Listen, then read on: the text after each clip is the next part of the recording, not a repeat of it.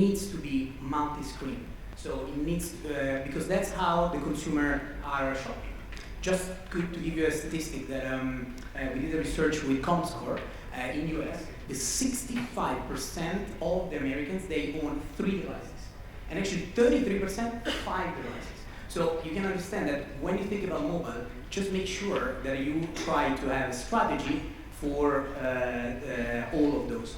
An example, it can be for an hotelier to use maybe the smartphone for maybe last minute deals, the desktop to give more and more information because people are spending a little bit more time, the tablets maybe just inspire. So that's just a quick example on how you can engage the customer in mobile. Just last statistics, and this is very promising for the mobile, is that, and it's the same study that we did with Comscore, 9 out of 10 users that they book on tablets, they will do it again and again. So obviously you can see that there is a huge adoption. The only issue that they have is the barrier. So once they do it, they will do it again and again. So that's really important to inspire those people on those platforms. Maybe right now the bookings are not there, but it will be there in the future. Not to perpetuate the American stereotype, but I have 3 mobile phones on me right now. There you go. In the US, we've seen over the past year, 2016 has become an exciting year in mobile. For Groupon in general, over 50% of the transactions we have on Groupon are done on mobile. You see it multimodal through the tablets, through the web, through the phones. And outside of that, just in travel, in the last 5 to 10 years, as you go to a city and you look around, 10 years ago, there wasn't people walking around looking on their phone. Maybe the locals. Now you can go to any major city, you're going to see tourists from all over the world using their mobile phone to connect with local businesses, to read about businesses. And one of the trends that we see coming up as travel went from travel agent maybe 20, 30 years ago into mobile and verticalized with OTA distribution channels, what mobile's bringing to the consumer is the ability to look cross-functionally across these different channels. You can get your destination information, you can book your hotel, you can find a restaurant, you can do that all in one place, and that's where it continues to see the growth from mobile. Yes, I think in mobile, also in destination, there's still a lot of opportunities to grab with the geotagging, etc. I do think though that a major issue still there is roaming, and telecoms should really work on having more affordable roaming rates when people travel internationally. It might not be so much the case for Americans or US people traveling in the US, but when you travel Europe, the moment, well, it's getting better in the EU now, but the moment you go out of, let's say, your regular area, you can encounter some extremely high roaming rates.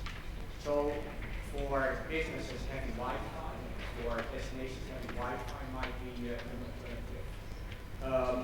I was last year in a hotel in Hong Kong that actually gave me a local mobile phone with my room, which I could use during my stay there, which I could use also as a Wi-Fi point for my own mobile phone.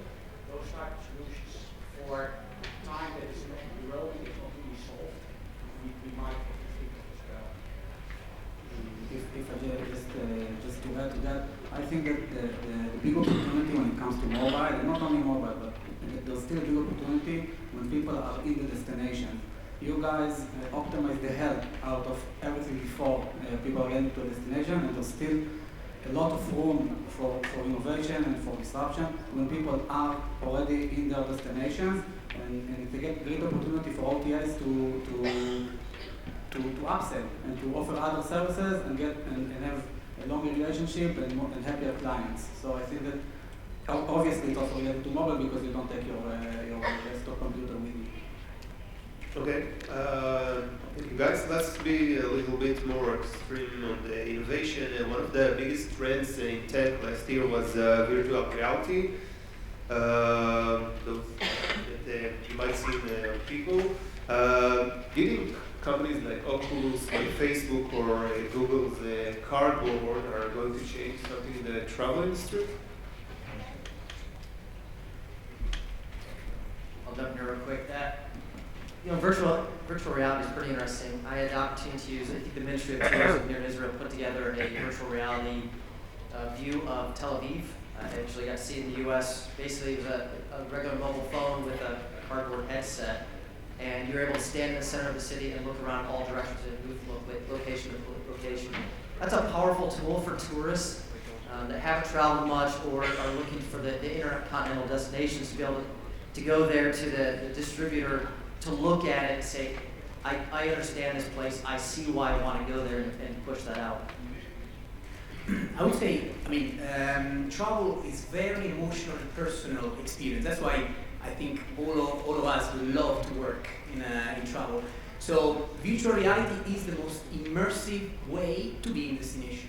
However, I think there is one way to inspire the customer. So you choose the immersive way. However, the reach to get more and more customers probably is not going to be that efficient with virtual reality compared, for example, to videos.